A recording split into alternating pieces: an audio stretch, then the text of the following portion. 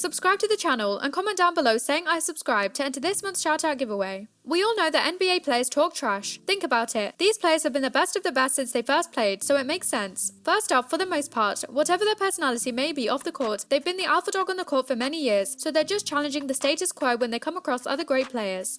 Number 1. Identify the situation. I think defensively he causes you a lot of problems, even if you're a 6'3" or 4 guard. If you're only joking around with your friends on the soccer field, meaningless jokes are an effective way to go. Keep it informal and light. Michael Jordan, the greatest player of all time, was also one of the biggest trash talkers, if not the biggest. His most famous trash talking moment was against Muggsy Bogues of the Charlotte Hornets. In an important game in the 1995 playoffs, Jordan shouted, "Shoot you, midget," to Bogues. Bogues took the shot anyway, and it turned out to be a brick. Furthermore, the Hornets lost that game and the playoffs. Bogues has said his jump shot never recovered after that. On the opposite end of the trash talk spectrum, if you're engaged in a competitive sporting event against people you don't know, you may need to focus more on serious boasts and downplay the humor. For a meaningless joke, tell a friend that they're like a bundle of firewood because they're always getting burned. For a more serious boast, say, "Should I give you my autograph now or later?" Number 2. Read the crowd. Whether you're competing online or in person, you need to read the room and determine if trash talking is an appropriate tactic. If the other players seem to be focused on projecting respect and sportsmanship, your trash talk may be seen as rude. Charles Barkley was also quite good at trash talking, and he definitely didn't stop when he went from NBA player to NBA analyst. He's also made clear an important factor of rivalry in trash talking,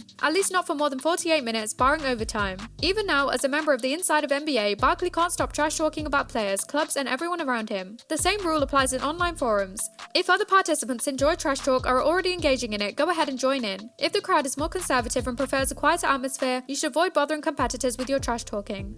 This is like spring break in the ghetto. Number 3. Know the sporting environment. Some sports, such as boxing and wrestling, are in aggressive in-your-face competitions. These environments encourage trash talk as it increases the entertainment for spectators and allows the fighters to get under one's skin. Other sports like tennis or baseball are seen as more gentlemanly and discourage trash talk. Has the basketball. Look out. 2 seconds on it. Larry Bird has several memorable trash talking lines, and most of the time he didn't even say them directly to an opponent but to one of his teammates. At one point in his career, Bird pointed to an exact spot on the floor and scored 11 points straight from that exact point. Or in his case, point trash, but he kept true to his word. Even online, some competitive games are more appropriate forums for trash talking. Kevin Garnett and Tim Duncan have never had a good relationship. Some might say the two veteran players hated each other, but hate doesn't feel strong enough. There's loathing between the two that permeates the air around them. Garnett has slapped Duncan in the head, whispered really weird stuff in his ear, and in 1999 he allegedly said, "Happy Mother's Day, mother," to Duncan, who lost his mother to breast cancer the day before his 14th birthday. We're going to need a bigger yikes. Even if this is just a rumor, the fact that people are still talking about it transcends trash talk and brings it into the realm of pure evil. Avoid stepping in with aggressive trash talk. Do not trash talk. Number 4. Boast about your skills. There's no room for soft. There's no room for a person who's going to give ground. Typically, trash talking involves boasting about your own excellence in whatever competitive event you're engaged in. Be creative and make up boasts, whether funny or serious, about your skill. Kevin Garnett, at the beginning of his career, you wouldn't have expected Garnett would have become one of the biggest trash talkers in the NBA. Especially during his time with the Celtics, Garnett would go full on crazy, and he even made one of his teammates cry. Say something like, "You're already yesterday's news." Be prepared to back up your words with actions. If you're playing basketball and claim to be able to make a shot from half court, you'll need to prove that you can make the shot. Don't be immature or boast about skills you don't have.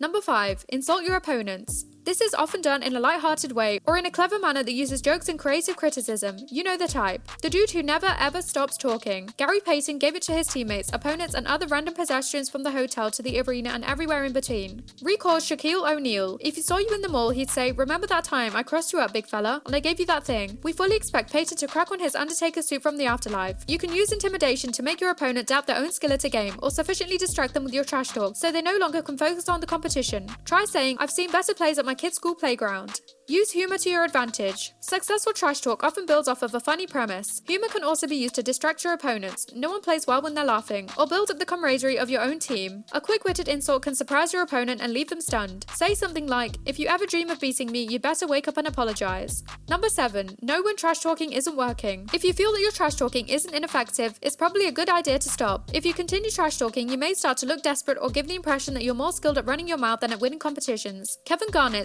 What would the NBA do without without you. For one, there would probably be a lot less holes punched in locker room walls, but the fans wouldn't get to relish the insane trash talks. During a game between the Knicks and the Celtics in 2013, Garnett got under Carmelo Anthony's skin by allegedly saying his wife, reality star Lala Vasquez, tastes like Honey Nut Cheerios. This brings us to the end of our video. I hope you enjoyed it. Hit like if you did, and don't forget to subscribe to our channel so you don't miss out on any of our videos in the future. Also, watch the 2 videos that are on your screen because I'm sure you'll love them. With that, I'll see you in the next video.